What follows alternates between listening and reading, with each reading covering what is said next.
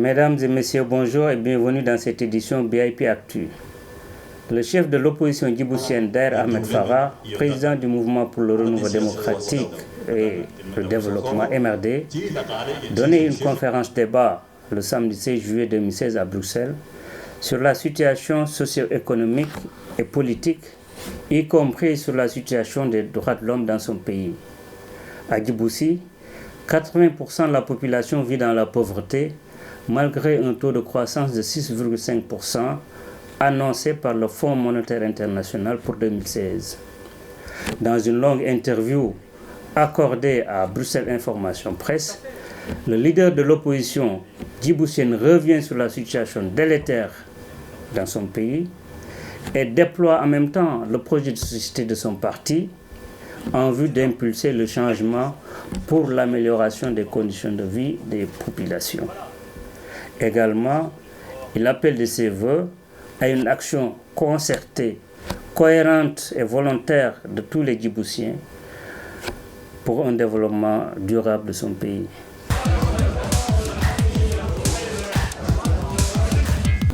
Accueilli avec tous les honneurs par la diaspora djiboutienne de Belgique, venus nombreux écouter leur leader principal Daher Ahmed Farah, le président du mouvement pour le renouveau démocratique et le développement, donnait une conférence débat samedi 16 juillet 2016, accompagné de M. Dimitri Verdonck, politologue et président de l'association Culture et Progrès. Cette conférence débat intervient 3 mois après l'élection présidentielle d'avril 2016, boycottée par le leader du MRD et ancien porte-parole de l'Union pour le salut national, une coalition de 7 partis de l'opposition djiboutienne. Le président du MRD a saisi cette occasion pour exposer la situation sociopolitique catastrophique de son pays. Voici quelques extraits. La politique dans notre pays est confisquée. Vous le savez, elle est confisquée par un homme et son système. Aujourd'hui, M. Ismaïla Omar Guelleh, qui a hérité de son prédécesseur, qui a dirigé le pays de 1977, année de l'indépendance, à 1999, et qui donc accapare tous les pouvoirs, tous les leviers du pouvoir d'État. Vous le savez, l'opposition n'a pas le droit de citer à Djibouti, pas plus la société civile. À Djibouti, il n'y a pas de politique digne d'un État souverain. Il n'y a pas d'opposition respectée, il n'y a pas d'alternance démocratique au pouvoir, il n'y a pas de médias indépendants, il n'y a pas d'élections libres et démocratiques, il n'y a pas de reddition des comptes. Il y a un monsieur qui habite, ou habitait du temps des Français le gouverneur, et qui, depuis cette demeure, depuis Beit El Wali, depuis cette maison, dirige le pays, tout un pays, j'allais dire, comme sa chose. Je voudrais juste vous livrer quelques indicateurs. Au classement de l'IDH, de l'indice du développement humain, Djibouti est classé au 168e place sur 189, je crois, pays. 168e. Nous sommes en queue de peloton. C'est qu'à Djibouti, la pauvreté frappe 80% de la population. Donc 43% dans l'extrême pauvreté. C'est qu'à Djibouti, le chômage affecte 60% de la population active. Et 70% des jeunes. C'est qu'à Djibouti, il n'y a pas l'homme qu'il faut à la place qu'il faut. Donc cet indicateur à lui seul résume la situation sociale dans laquelle se trouve notre pays. 168e rang.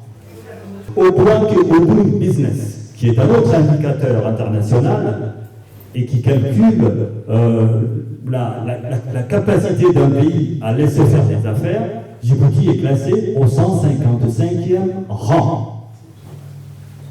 155e rang. Encore une fois, un coup de peloton. Parce que vous ne pouvez pas, tout investisseur que vous êtes, comme ça, aller demain à Djibouti, créer une entreprise, créer des emplois, sans avoir le soutien d'un membre du régime. En clair, sans avoir le soutien du chef de l'État ou des siens.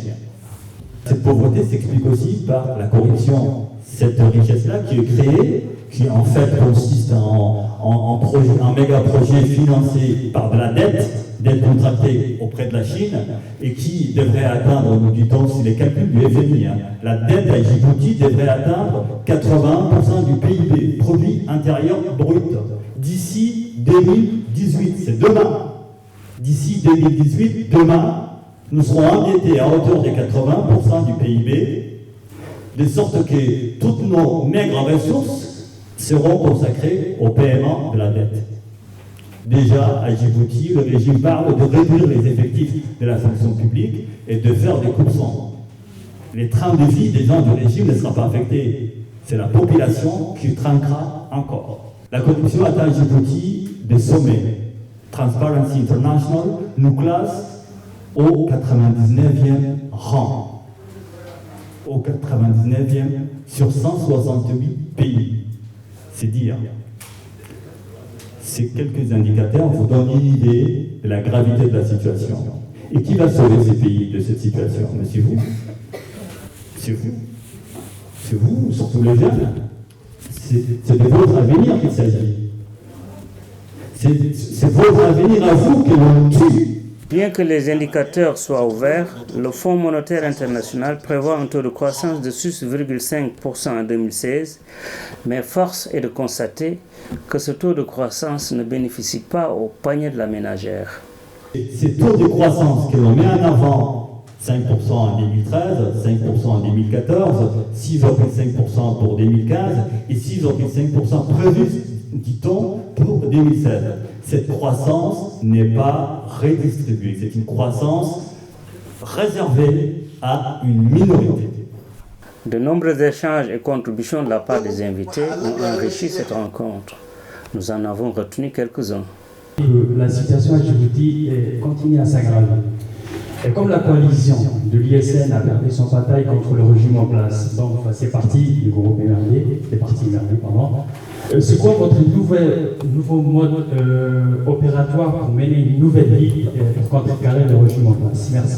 Aujourd'hui, il faut que les émergés et les autres opposants crédibles se retrouvent sur de nouvelles bases pour repartir. Les émergés, ils travaillent déjà. Les émergés travaillent à son niveau, comme en témoigne cette rencontre, mais ils tendent la main aussi aux opposants crédibles.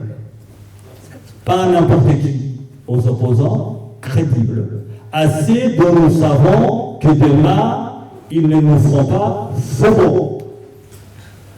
Assez dont nous savons que demain, ils ne trahiront pas la parole donnée au peuple. C'est quand même la moindre des choses, de respecter sa parole, de respecter ses engagements. Sinon, à quoi bon critiquer ce Maloma? Et où est le changement que l'on prône lorsque soi-même on ne respecte pas sa parole, lorsque l'on dit aujourd'hui une chose et demain le contraire? Ce n'est pas sérieux. Ce n'est pas sérieux. Donc voilà, les MRD jouent carte sur table.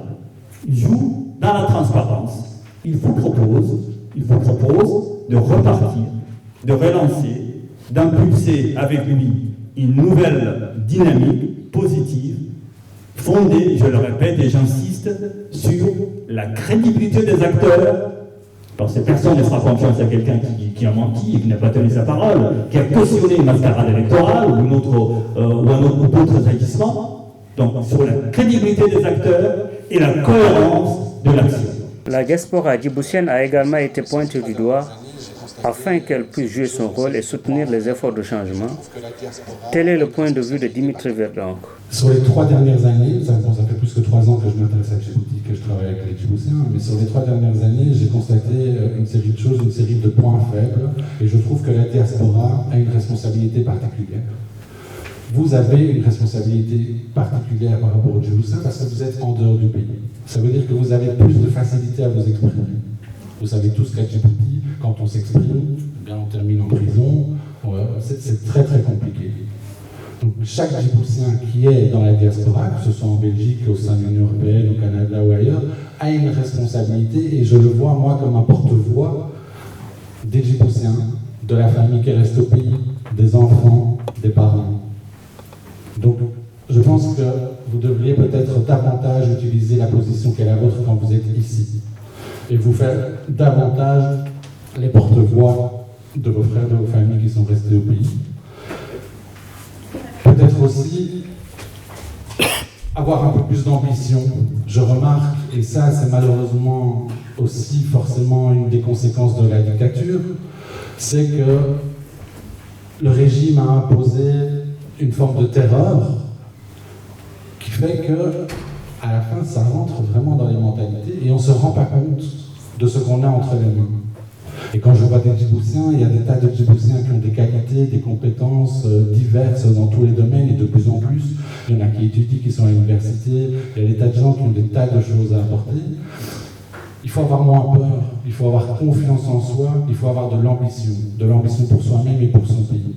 Et ça aussi, je pense que c'est une responsabilité de la diaspora, parce que quand on quitte un pays, on est dans un cheminement, dans quelque chose qui fait que ça demande aussi beaucoup de force. Il faut utiliser cette force. Mesdames et messieurs, voici à présent la grande interview que nous a accordée Daher Ahmed Farah sur la situation préoccupante à Djibouti, sur la responsabilité de son parti, le MRD, et l'espoir qu'il incarne pour l'avenir meilleur du peuple djiboutien.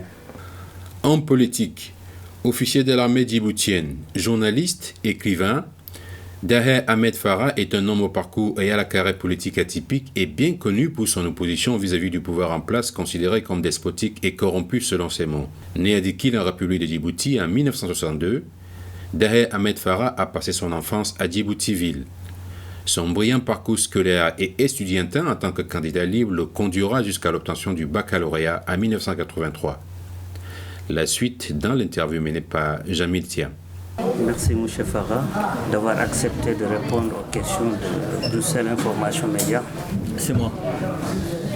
Bon, la première question va être relative à votre cursus.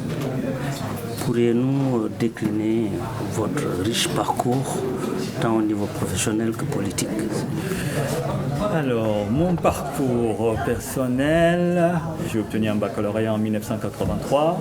Je suis entré dans l'armée djiboutienne sur concours. J'ai reçu une formation d'officier à Saint-Cyr.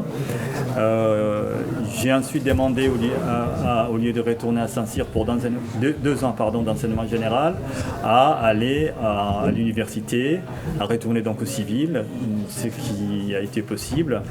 J'ai alors fait des études de gestion à Reims, en Champagne-Ardenne, en France.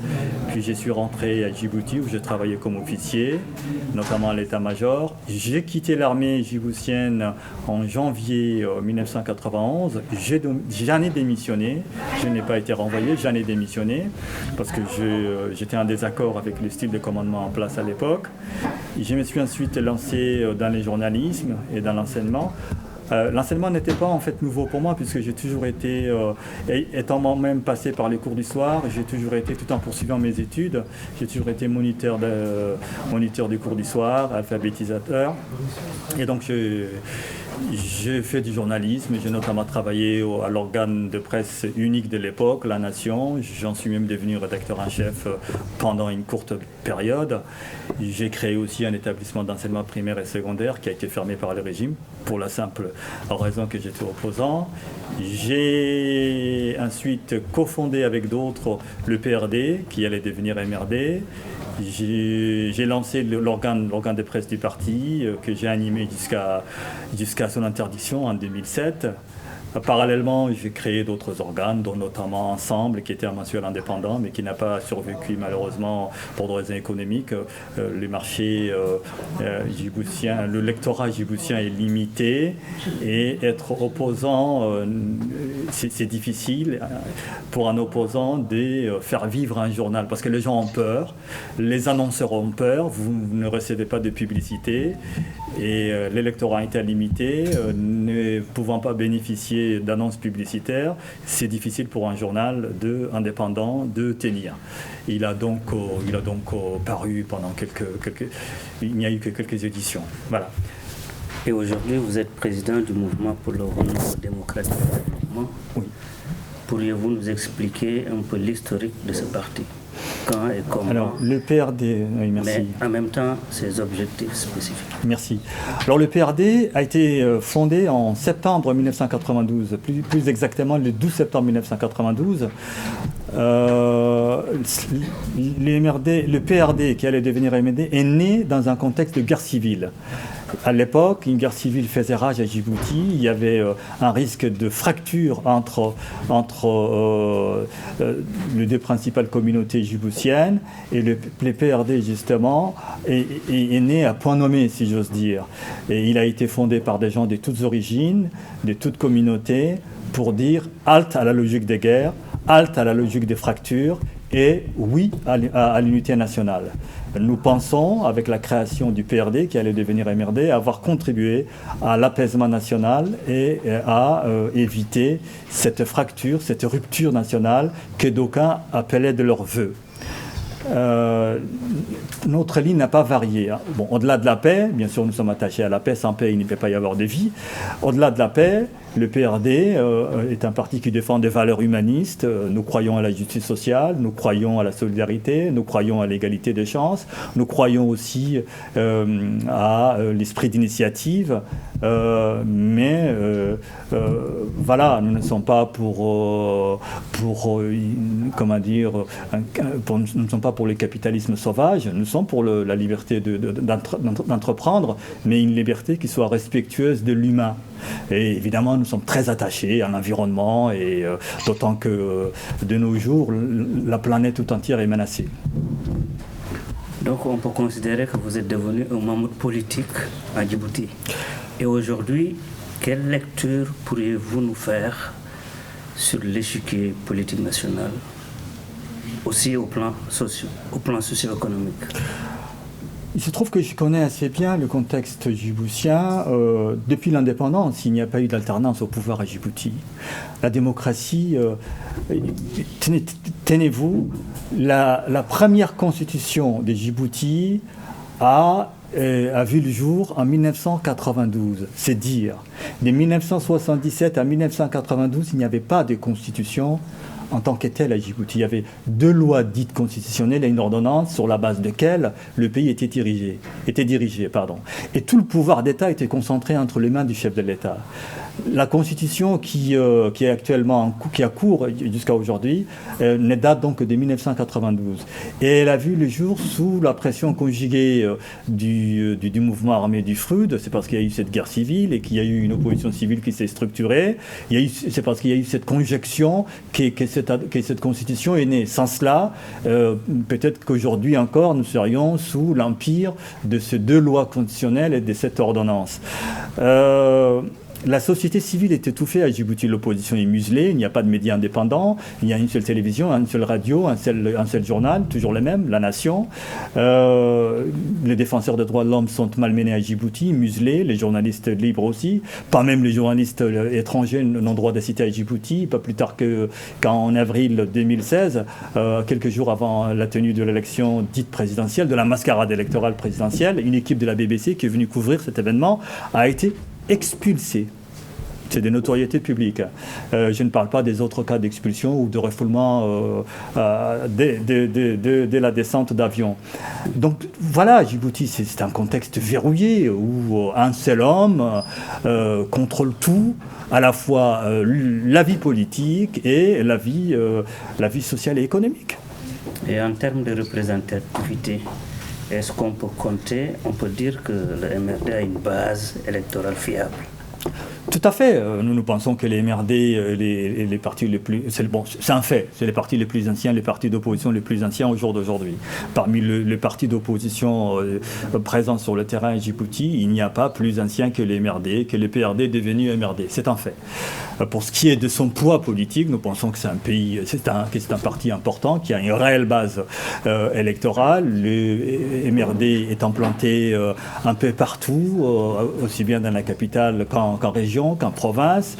Cela se voit. La parole du MRD est une parole qui est entendue, qui est écoutée. Lorsque les MRD appellent, les gens y répondent. Vous l'avez vu aujourd'hui, les MRD a appelé à une conférence débat, les gens sont venus en nombre. Oui, on peut dire que le PRD devenu MRD est un parti réellement représentatif à Djibouti. Et dans ce cas-là, pourquoi avoir appelé au boycott lors de l'élection présidentielle d'avril? C'est parce que tout simplement, il n'y avait pas, les conditions d'une élection présidentielle libre et démocratique n'étaient pas réunies. Je vous rappelle que le 30 décembre 2014, l'opposition, alors regroupée au sein de la coalition Union pour le salut national et le gouvernement, ont signé un accord cadre politique. Au terme de cet accord cadre, devait être mise en place une commission électorale nationale indépendante. Cette commission n'a jamais vu le jour, parce que le régime n'a jamais voulu la mettre en place. Cet accord n'étant pas mis en œuvre, cette CENI ne voyant pas les jours, le MRD n'a pas jugé utile de se prêter à cette mascarade électorale qui n'aurait eu d'autre effet que de cautionner M. Ismaël Omar, candidat à un troisième mandat illégitime. Un quatrième, mandat illégitime. Et donc, vous semblez ne pas reconnaître la légitimité d'Ismaël Omar. Comment voulez-vous que je reconnaisse la légitimité de M. Ismaël Omar? M. Ismaël Omar est aujourd'hui président de la République, c'est un fait, mais c'est un président de fait. Ce n'est pas un président de droit. Il n'a pas été élu, quand je dis droit, j'entends légitime. Il n'a pas été élu par le peuple djiboutien. Le peuple a boycotté à hauteur de 70 à 80% l'élection présidentielle.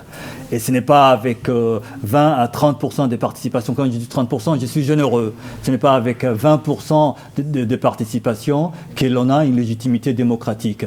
Et encore que sur les 20%, tout le monde n'a pas voté pour lui. Les chiffres qui ont été annoncés, c'est 68%, notamment de participation.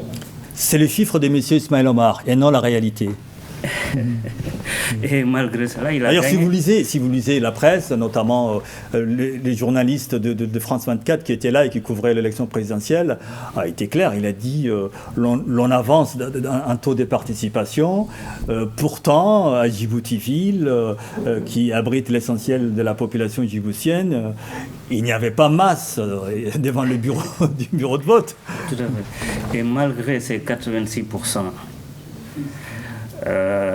qu'est-ce qu'on peut retenir de tout ce processus qui a commencé en 2013 avec la mise en place de l'ESN jusqu'à maintenant? Bon, il y a eu un travail qui a été fait par l'opposition depuis 2013. Depuis l'élection présidentielle, il y a comme en haut, comme en bas, je veux dire. Il y a comme un passage à vide. Maintenant, il appartient à l'opposition, en tout cas aux acteurs crédibles de l'opposition, de repartir en tirant les leçons, comme je le disais tout à l'heure durant la conférence débat, en tirant des leçons de ce qui s'est passé pour être plus crédible, plus cohérent et faire la différence. De votre côté aussi, avez-vous tiré les conséquences de ce boycott? Tout à fait. Les MRD a tiré les leçons de l'expérience 2013-2000, de l'expérience militante et du boycott. Nous savons ce qu'il faut. Ce qu'il faut, je l'ai résumé, il faut des acteurs crédibles et une action cohérente et volontariste. Tout à fait. Au-delà de ça, nous savons que la jeunesse djiboutienne est assoiffée de changements. Tout à fait. En tout cas, c'est la lecture qu'on s'est faite à travers les recherches sur Internet. Tout à fait. Mais aujourd'hui, est-ce que vous semblez représenter cette envie de changement? C'est aux jeunes qu'il faut poser la question. Est-ce que est-ce que les MRD incarnent le changement que les jeunes appellent de leur vœu, que les jeunes souhaitent? Je suis peut-être mal placé, mais en tout cas, nous essayons, nous faisons de notre mieux, nous ne ménageons aucun effort, et cela depuis 24 ans, pour répondre aux aspirations des Djiboutiens, aspiration à la démocratie, aspiration à la liberté, aspiration à un progrès harmonieux, et aspiration à la dignité, tout simplement. Puisque nous pensons qu'à Djibouti, il y a de quoi faire vivre les Djiboutiens dignement et dans la liberté. Et quels seront les axes sur lesquels comptez-vous vous appuyer pour amener ce changement dans votre pays? Notre lutte est pacifique. Nous comptons d'abord sur les Djiboutiens eux-mêmes, sur notre peuple, particulièrement sur les jeunes et sur les femmes, sur les mères. Parce que pendant la période 2013-2015, les jeunes et les mères ont été le fer de lance. Ils étaient en pointe de la lutte. Nous comptons donc d'abord sur nous-mêmes. Et nous pensons que si nous nous mobilisons suffisamment, que si les Djiboutiens se mobilisent suffisamment, le reste du monde nous prendra au sérieux et saura qui soutenir. Je pense que, comme cela se disait tout à l'heure, l'un des effets bénéfiques de notre mobilisation de 2013-2014, c'est qu'aujourd'hui, beaucoup de gens à travers le monde, beaucoup d'acteurs à travers le monde savent qu'il y a un petit pays qui s'appelle Djibouti, où il n'y a pas de liberté, où il n'y a pas de démocratie, en dépit de l'aspiration à la liberté et à la démocratie du peuple djiboutien. Donc l'on sait au moins qu'il y a une dictature à Djibouti, cela se voit à travers les écrits qui paraissent à gauche et à droite. À nous maintenant de faire le reste. Quand je dis à nous, je pense bien sûr aux Djiboutiens. Et quels ont été les mots de l'USN que vous avez pu retenir? Je pense qu'il a manqué, de la cohérence, du respect de la parole donnée. Il a manqué de l'ambition aussi. Il a manqué de la constance. Le parcours de l'USN devait être un sprint, alors que c'est un marathon, comme je le disais tout à l'heure. Car nous avons en face un adversaire qui se bat avec tous les moyens de l'État. Je pense que c'est ça. Il y a eu certains se sont vite lassés, je pense. Certains ont pensé que l'USN allait vite conquérir le pouvoir, ce qui n'a pas été le cas. D'autres étaient là pour d'autres raisons peut-être que la cause qu'ils disaient défendre. Voilà. En tout cas, l'USN a fonctionné. Et en fonctionnant, elle a permis aux uns et aux autres, à commencer par le peuple djiboutien, de se faire une idée de son État. C'est peut-être aussi l'un des bénéfices de cette expérience. C'est que cette expérience a permis aux Djiboutiens de mieux connaître les acteurs de l'opposition, de ceux qui disaient incarner le changement, et de savoir qui a fait quoi, qui est qui, et voilà, pour avancer aujourd'hui. Récemment, vous avez été reçu à l'Élysée. Est-ce qu'on peut avoir des idées par rapport à cette rencontre, mais en même temps, avec vos visites ici à Bruxelles, qu'est-ce qu'on peut retenir comme objectif, mais aussi comme acquis pour votre parti et pour votre pays en général? Comme président de parti, comme acteur politique, oui, nous avons des contacts avec les partenaires et autres amis de Djibouti. Nous avons des contacts avec les décideurs français, des contacts avec les décideurs européens, des contacts avec les décideurs de la région. C'est tout à fait normal quand on est acteur politique et que l'on aspire à diriger, en tout cas à faire advenir un changement démocratique dans un pays. C'est la moindre des choses que de nouer des relations et d'expliquer son projet, d'attirer aussi l'attention de ses partenaires sur la gravité de la situation, de leur expliquer que leur intérêt réside non pas dans un soutien à un régime qui a failli et qui est de toute façon condamné, mais aux aspirations du peuple, parce que les intérêts des uns et des autres, les intérêts de la France, des États-Unis d'Amérique, du Japon et d'autres acteurs présents à Djibouti, ce n'est pas le régime d'Ismaël Omar qui les sauvegardera, c'est le peuple djiboutien. S'il y a un changement et que le peuple djiboutien tire son épingle du jeu, ses intérêts seront préservés. Sinon, ce sera forcément à un moment ou à un autre l'explosion sociale et je ne pense pas que ce soit les souhaits de nos partenaires et autres amis. J'ai une question, M. Daher, si monsieur le permet. À propos de l'élection présidentielle, lorsque l'actuel président fait sauter le verrou des limitations de mandat en 2010, est-ce que vous appelez à la mobilisation, vous appelez à l'engagement des citoyens à vous suivre? Je vivais en exil à l'époque, je n'étais pas à Djibouti sur le terrain, mais d'ici, j'ai multiplié les appels. Il y a quand même eu... les gens nous ont quand même entendus puisqu'il y a eu une série de manifestations qui sont restées historiques, le plus importantes depuis l'indépendance. Les fameuses manifestations du 18 février et autres de 2011.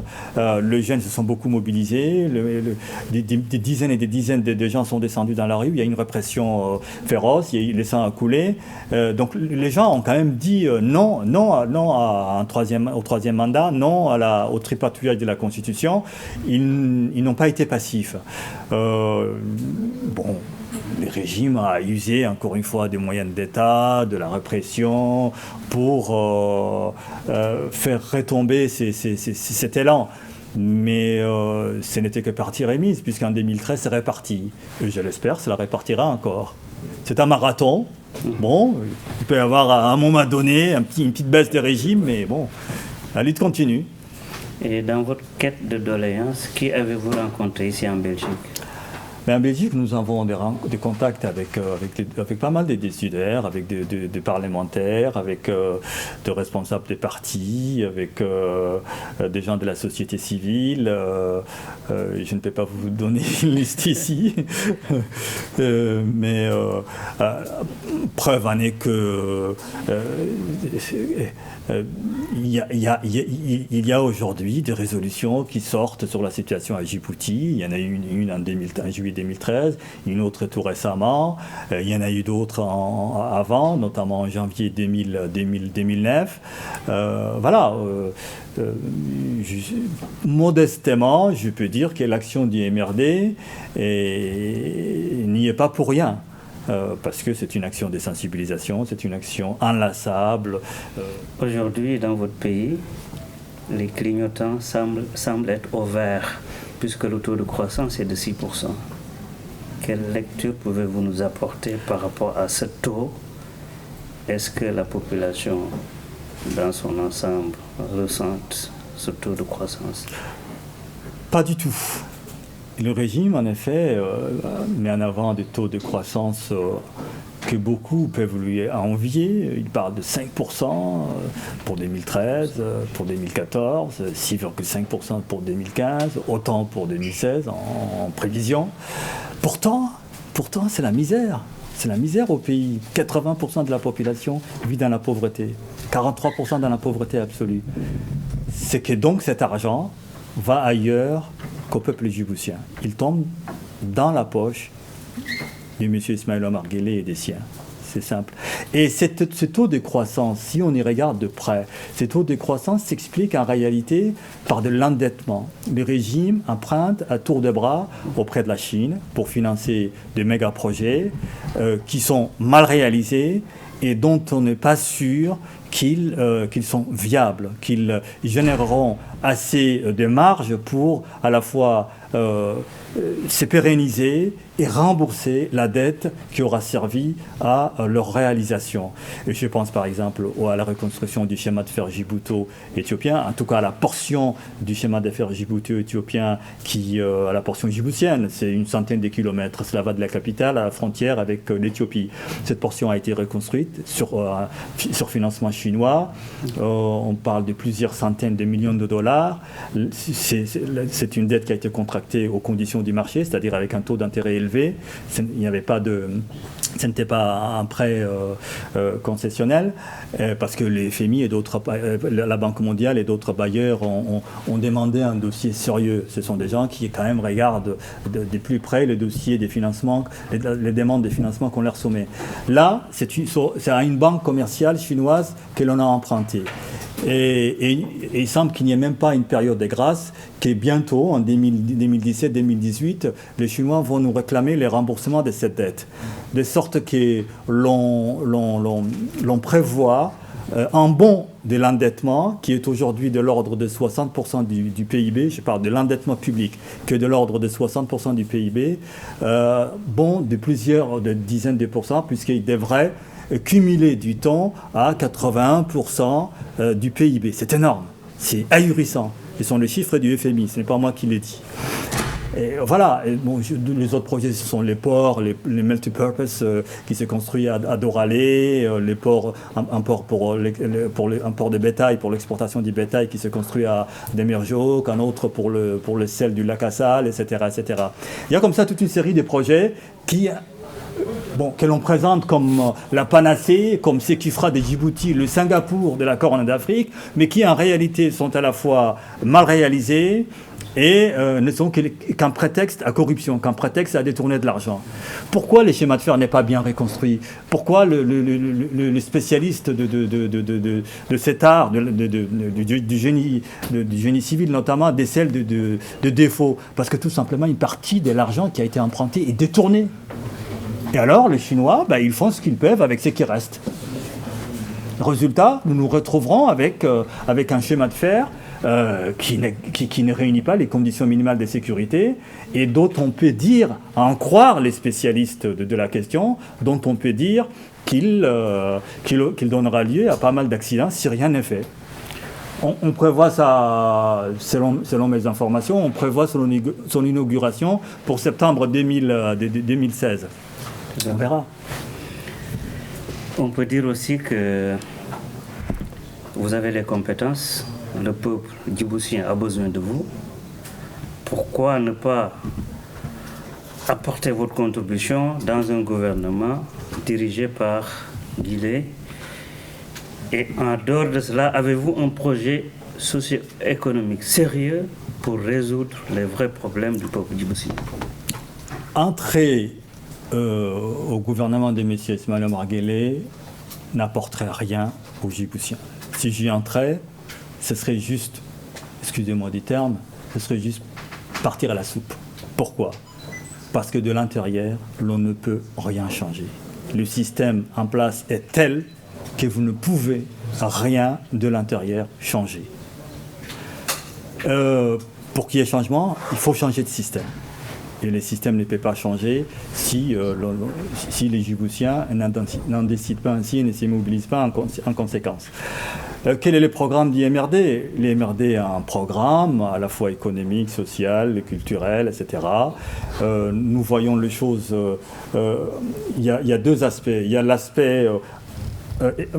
arrêt de l'hémorragie. Il faut arrêter l'hémorragie en mettant l'homme ou la femme qu'il faut à la place qu'il faut, en impulsant une bonne gouvernance, en arrêtant la corruption, en affectant les ressources qu'il faut, parce que Djibouti ne manque pas de ressources. Le problème, c'est l'allocation de ces ressources, en louant les ressources qu'il faut aux services de base, à la santé, à l'éducation, à la sécurité, à la justice, à l'éducation, à la formation, etc., etc.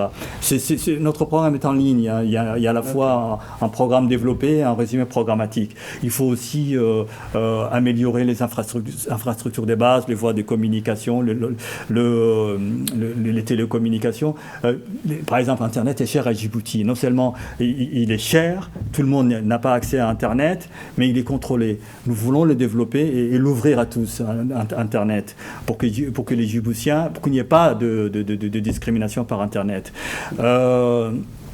Nous voulons aussi compter d'abord sur nous-mêmes et mettre fin à l'endettement effréné qui menace notre avenir.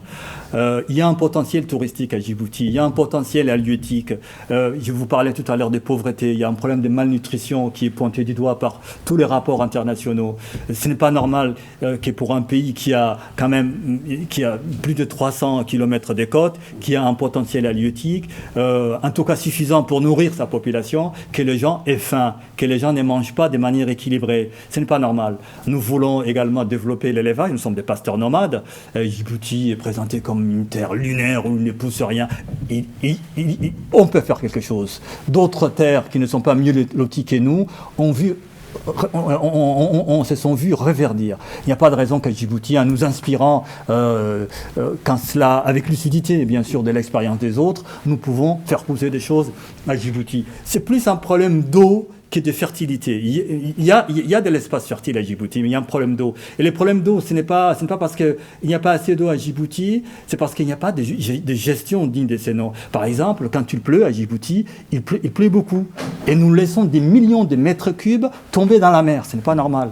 Le régime ne prend même pas la peine de faire un peu de retenue d'eau, de retenir cette eau-là pour qu'elle s'infiltre dans les nappes phréatiques et qu'elle renouvelle l'eau disponible pour l'alimentation de la population. Ce n'est pas normal. Pourtant, le président Guelleh l'a promis plus d'une fois, son prédécesseur aussi, mais ils ne le font pas. Parce que pour eux, maintenir les gens dans la soif et dans la misère, je pense que quelque part, c'est un mode de gouvernement. Ils pensent qu'en appauvrissant les gens et en les assoiffant, on peut mieux les contrôler. Ils se trompent. Il se trompe. Donc il y a beaucoup de choses à faire à Djibouti et qui ne demandent qu'à être faites. Nous avons aussi quelques ressources naturelles, je pense notamment à la perlite, au ciment, et nous avons le sel, pour lesquels le régime essaye de construire un port, et dont l'argent évidemment ira où il est toujours allé, à savoir dans la poche de celui qui gouverne. Voilà. Il y a un potentiel que nous voulons valoriser en nous appuyant sur nos gens, en les écoutant et pas en faisant tout seul dans notre coin. Nous allons aborder une question. Avez-vous connaissance de la suite de l'enquête de l'affaire du juge Bernard Borel? Ça, c'est un premier point. On n'en sait pas plus. Il y a à côté de ça, je pense, un Djiboutien qui était arrêté, emprisonné même au Yémen, un ex-cadre présidentiel qui avait donné son témoignage vis-à-vis de cette situation de la mort du juge. Est-ce que le président actuel, Ismaël Omar, a-t-il les mains libres ou alors défend-il certains intérêts de la France? L'affaire Borel est une affaire de justice. C'est une affaire malheureuse puisqu'elle a coûté la vie à un homme, Bernard Borel. Il est venu à Djibouti pour nous aider puisqu'il était conseiller technique du ministre de la Justice de l'époque. Et il est malheureux qu'un homme venu nous aider ait été assassiné. Puisque la thèse de l'assassinat est aujourd'hui admise par la justice française. Cette affaire est toujours entre les mains de la justice française. Certains Djiboutiens ont témoigné, dont M. Al-Oumekani dont vous parlez, et M. Iftine, qui était son supérieur dans l'escadron présidentiel au moment de fait. Je n'ai pas, moi, les éléments nécessaires pour me prononcer sur cette affaire. Je suis comme vous, j'observe, je vois que cette affaire traîne, qu'il y a de rebondissements. Est-ce qu'un jour, cette affaire sera tranchée? Est-ce que l'on en connaîtra le dénouement? Je ne sais pas. Ça dépend de la justice française. Mais ce que je peux vous dire, c'est que les Djiboutiens regrettent que cette personne, que ce juge, qui était quand même un homme de valeur, c'était quelqu'un de compétent, major de sa promotion, et que ce juge ait trouvé la mort à Djibouti dans les conditions tragiques qui ont été décrites. Quels sont les messages forts du MRD à l'endroit du peuple djiboutien, mais aussi aux Djiboutiens de la diaspora, sur qui peut-être vous comptez pour émerger à la présidence de la République? Vous savez, ce n'est pas le pouvoir qui nous fait courir. C'est le changement à Djibouti. Mon message au peuple djiboutien, dans toutes ses composantes, qu'ils vivent à l'intérieur ou à l'extérieur du pays, c'est un message d'espoir, parce qu'il ne faut jamais perdre espoir. Et il y a toujours, moyen de faire quelque chose si l'on y est déterminé. C'est un message de combat aussi. Il nous faut agir, il nous faut continuer la lutte, nous unir, nous rassembler sur des bases solides, de manière crédible, cohérente. Il ne faut pas que les Djiboutiens attendent que tel ou tel leader se décide pour y aller. Je pense que le patron, c'est après tout le peuple. Le changement que nous voulons, c'est un changement qui rende au peuple souverain, justement, son statut et son rôle des patrons. Et il faut que ces patrons prennent ses responsabilités et enjoignent. J'emploie à dessein ce terme, et enjoignent aux acteurs de l'opposition de prendre leurs responsabilités. Nous, au MRD, nous y sommes prêts. Nous n'avons jamais attendu l'injonction du peuple pour le faire. Il faut que ceux qui restent crédibles prennent aussi leurs responsabilités et qu'il y ait un nouveau départ. Donc c'est un message d'espoir, un message d'action et un message de combat. Et il n'y a pas de raison, nous réussirons comme d'autres l'ont fait avant nous, à la fois en Afrique et ailleurs. Et l'ultime défi? Le défi, c'est le défi de l'action unitaire, de l'action qui fasse la différence et de l'action qui fasse triompher notre cause. Voilà. la cause, faire partir Ismaël Omar Guelleh. Tout à fait. En tout cas, lui imposer les changements démocratiques. Ismaël Omar s'est fait vieux aujourd'hui, il va vers les 70 ans. Je ne pense pas qu'il déborde d'énergie. Il est dans son intérêt, même dans son propre intérêt, de laisser les Djiboutiens décider de leur destin et plutôt que d'attendre. Bruxelles Information Presse vous remercie. C'est moi. Merci de votre attention. Mesdames et messieurs, c'est ici que prend fin cette édition. Merci de nous avoir suivis. Restez connectés sur notre actualité sur www.bipmedia.be ainsi que sur notre page Facebook. À très bientôt.